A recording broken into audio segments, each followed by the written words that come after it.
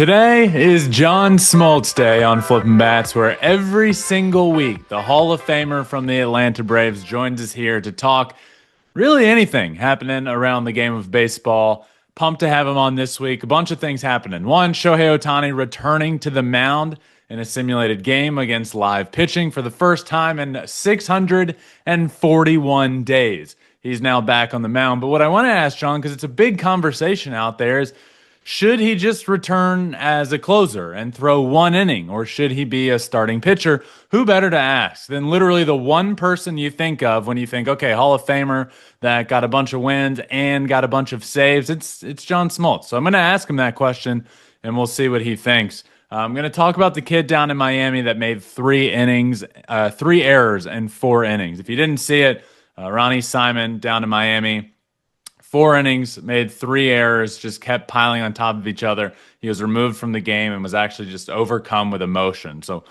want to talk to John about that, if he remembers anything throughout his career or any player going through it like that. And who's the best pitcher in Major League Baseball? Going to talk to him about that. And then lastly, a fun question I want to ask him. Maybe not a fun question, but it happened earlier in the week in Detroit. A grounds crew guy went down with an injury. Delayed the game for about 5 to 10 minutes, and it was just tough to see. But what I want to ask John is, and hopefully get a good story, is do you ever remember anything with the grounds crew delaying a game in your career? And we'll see what he says there. So I'm pumped to get John Smoltz on the show, as we are every single week. How lucky are we?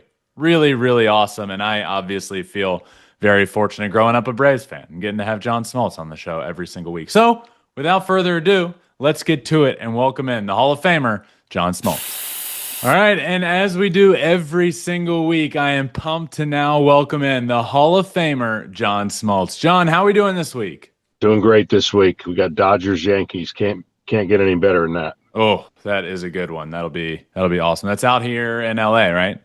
That's right. Awesome. Yep. So I want to start this week, John. I actually don't know if you would have seen this game or saw what happened, but there was a game earlier this week in Miami where second baseman Ronnie Simon made 3 errors and 4 innings. He was just overcome with emotion, brought the tears when he was taken out of the game. Really just tough to see. The game of baseball can be brutal mentally, and that was really tough, and just error after error after error started piling up. So my question to you is, do you ever remember, or does a game come to mind with a teammate, something like that with a teammate? Yeah, Mark DeRosa in Colorado.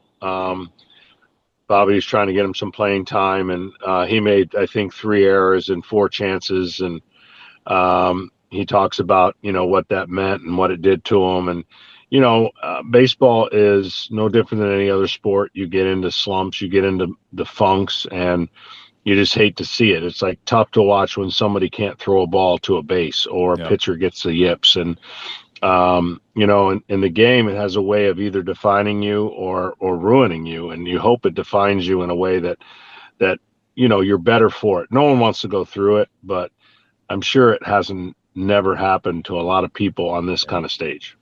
Especially with the Marlins team, I wouldn't say there's a ton of veteran leadership in that clubhouse. When it comes to the Braves in that game in Colorado with Mark DeRosa, is it sort of like veterans in the clubhouse come up and you're like, hey, let's do it again tomorrow? Or do you steer clear? How does it go? No, you look at the personality of our team was really good, and certainly Chipper Jones and Bobby Cox, and you just, if the guy can handle it, you make light of it, and it's a fluke, and you realize it's never going to happen again. I think that's the biggest thing is, when you get stuck or you get exposed in a place like, let's just say golf, you can hide for only so long, and then all of a sudden you start chunking some shots that you would never chunk, and you start thinking about it too much. Yep. Mechanically, if you just stick with the basics, you'll be fine. Yep, absolutely. John, you're out here in LA now. I want to talk about the Dodgers and Shohei for a second, being back on the mound. Dodgers have recently had some back into the bullpen struggles, which makes me want to ask you this. We've finally got Shohei Ohtani back on the mound facing live hitters for the first time in 640 days. So we aren't far from Shohei being back on a big league mound in a real game. If there was one person in the entire world that I would want to ask this question to, it's John Smoltz. A lot of people are saying, well, maybe Shohei comes back as a closer. Maybe he'd be a dominant back into the game closer. And this is all forgetting what he wants to do, going to happen. But in your mind, Shohei's coming back. Do you like him as a starting pitcher when he comes back, or would you like to see him in the closer role coming back?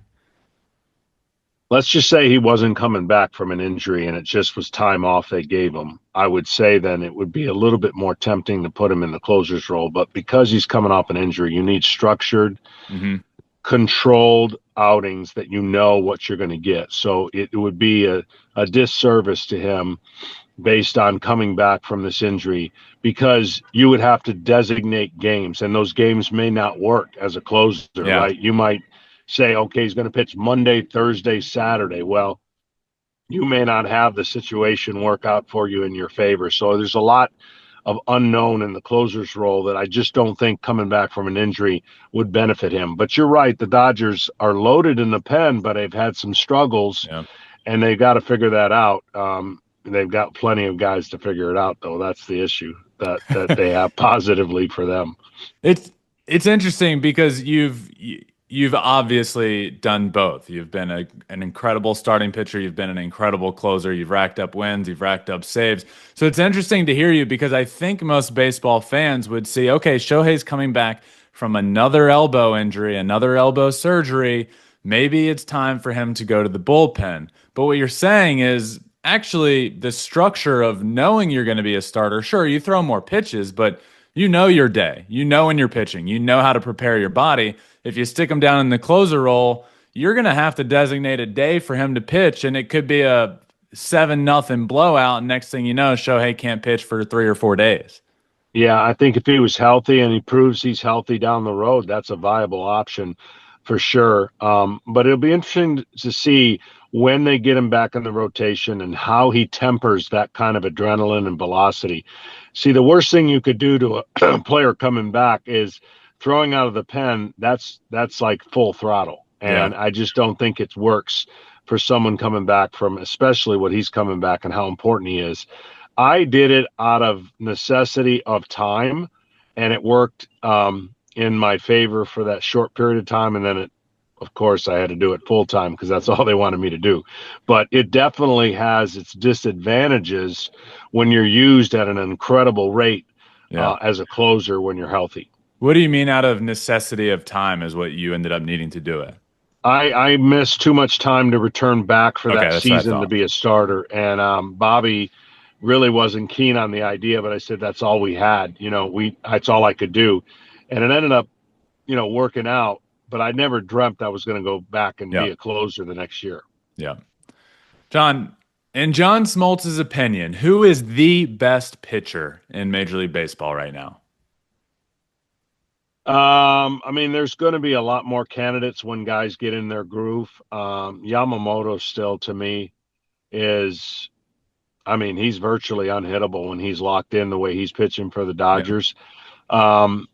But there's so many guys that I think I'm a big fan of Max Fried. And when the Braves didn't sign Max Fried and he went to New York, you're seeing the fruits of that for the New York Yankees. I thought they did a great job signing him. He hasn't lost yet. He's been outstanding. I think he's just coming into his own. I really do. I think that he is one of these pitchers that you're going to watch now. And everyone's going to look to see if he stays healthy because it's been a little bit of a track record for him. But man, I'm enamored with Yamamoto and what he can do with a baseball and how he can turn it up, and that split finger is just off the charts. When you start looking at a pitcher that's getting, let's say, signed as a free agent that is injury prone, like you mentioned Max Fried, and there is injury history there. You mentioned, Tyler Glasnow with the Los Angeles Dodgers, who he signs there, there's injury concerns, and now he is injured. When you, with your expertise when it comes to pitching. Do you see a signing like that? Let's say Max Fried, and think, oh, there's some injury concerns, or do you see do you look at mechanics and the way he throws a baseball and think, okay, maybe some of that's been bad luck. I actually think he could stay healthy. Like, at what point in your mind do you start thinking, this could be a good signing if he stays healthy? The biggest thing for me is they've got to prove they've done something, pitched some kind of innings, right? If he's thrown 200 innings, I'm pretty sure, or close to it. And yeah, there were a couple stints there that got into some delay in his growth. But if you've done something before, you know how to do it. When you've never thrown over 130 innings, how can you say you know how to throw 190 innings? To me, that becomes more of a red flag, that you just know that you're going to get that, and anything else you get might be an extreme bonus just because the track record hasn't shown any of that. To me, that's, and I look at particular injuries. Some are flukish, some are just, wear and tear, but not structural to the point where you're going to miss a full season and a half. So I do look at some of those things when you think about what guys have been through and what they've done. Yeah. Last one for you, John, before we go.